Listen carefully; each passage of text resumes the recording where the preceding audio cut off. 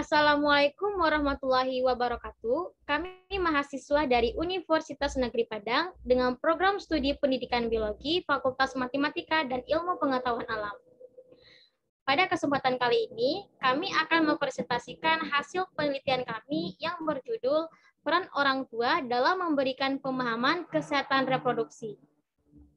Yang terhormat, Bapak Relsas Yogi KMPD, kemudian Bapak atau Ibu dan teman-teman yang sedang menyaksikan video kami.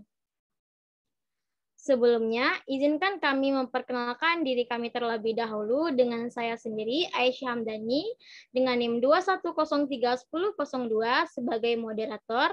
Kemudian teman saya, Julia Darulisa, dengan NIM 2103176 sebagai pemateri pertama, dan teman saya, Salsabila Muharani, dengan NIM 2103152 sebagai pemateri kedua. Baiklah, untuk mempersingkat waktu, langsung saja kita masuk pada pembahasan presentasi kali ini. Kepada pemateri pertama, yaitu Julia, kita persilakan. Baiklah, terima kasih kepada moderator yang telah memberikan waktunya kepada saya untuk membacakan materi latar belakang.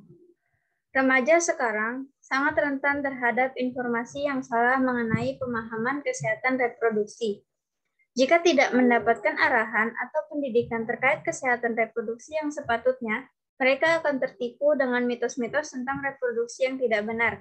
Masa remaja terjadi pada suatu perubahan organ-organ fisik secara tepat termasuk organ reproduksi untuk mencapai kematangan, sehingga mampu melangsungkan fungsi reproduksi. Remaja perlu pengertian, bimbingan dan dukungan dari lingkungan sekitarnya sehingga remaja dapat tumbuh dan berkembang menjadi manusia dewasa yang sehat, baik jasmani, mental maupun psikososial.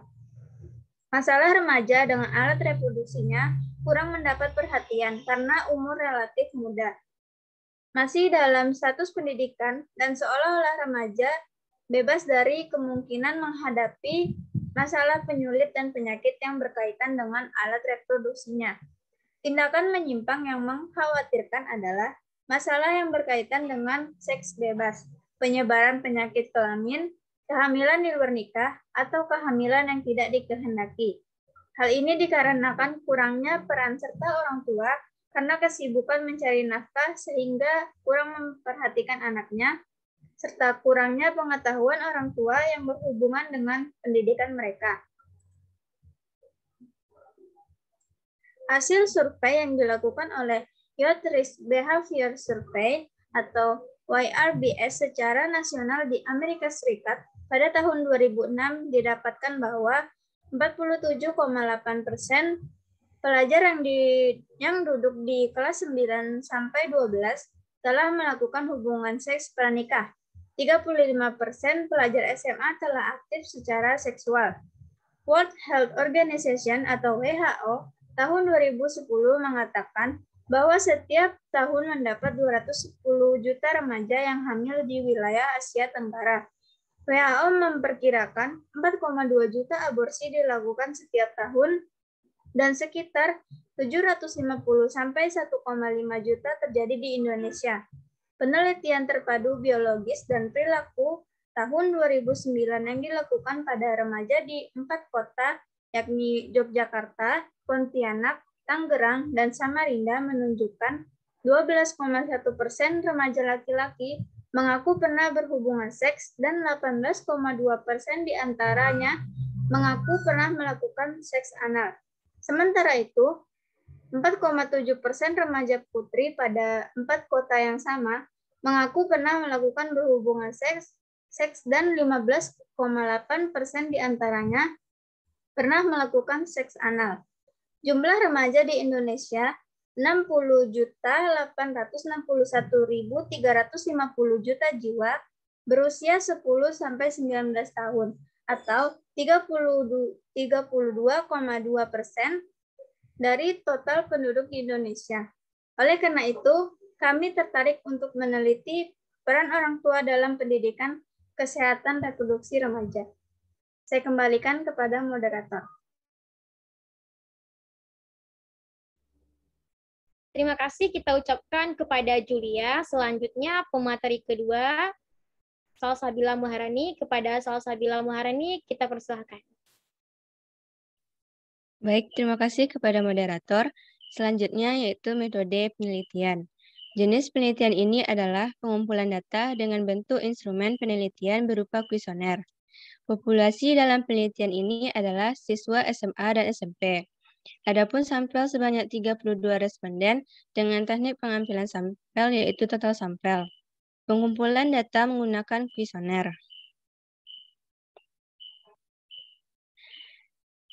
Yang selanjutnya yaitu hasil. Hasil penelitian memaparkan analisis secara univariat meliputi tingkat pemahaman dan tingkat pendidikan. Pada tabel pertama, merupakan jawaban responden tentang peran orang tua dalam memberikan pemahaman kesehatan reproduksi. Di dalam tabel tersebut, ada pertanyaan dan jawaban. Pertanyaan pertama, apakah Anda mendapatkan pemahaman tentang kesehatan reproduksi dari orang tua? Yang menjawab iya ada 78,1%, dan yang menjawab tidak ada 21,9%. Pertanyaan kedua, apakah Anda pernah bertanya tentang kesehatan reproduksi kepada orang tua? Yang menjawab iya ada 68,8%, dan jawaban tidak ada 31,3%. Dan pertanyaan terakhir, apakah Anda sudah paham dengan kesehatan reproduksi tanpa diberi pemahaman orang tua? Yang menjawab iya ada 62,5%, dan jawaban tidak ada 37,5%. Dan yang terakhir, tabel kedua, yaitu tentang tingkat pendidikan. Tingkat pendidikan SMA ada 22 dan SMP ada 10 responden. Sekian materi dari saya kembalikan kepada moderator. Terima kasih kita ucapkan kepada Salsabila. Baiklah, kesimpulan dari penelitian kami ialah orang tua merupakan sumber pendidikan pertama dan utama bagi anak. Peran orang tua dalam memberikan pemahaman tentang kesehatan reproduksi kepada anak merupakan suatu kewajiban yang bertujuan sebagai upaya bagi remaja untuk meningkatkan pemahaman, pengetahuan, sikap, dan perilaku positif tentang kesehatan reproduksi dan seksualnya, serta meningkatkan derajat reproduksinya.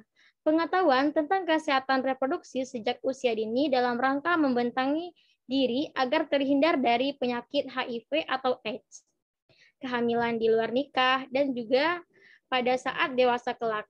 Dan penanganan infertilitas, kanker pada usia lanjut, berbagai aspek kesehatan, misalnya kanker serviks, mutilasi genitalia, dan juga fistula.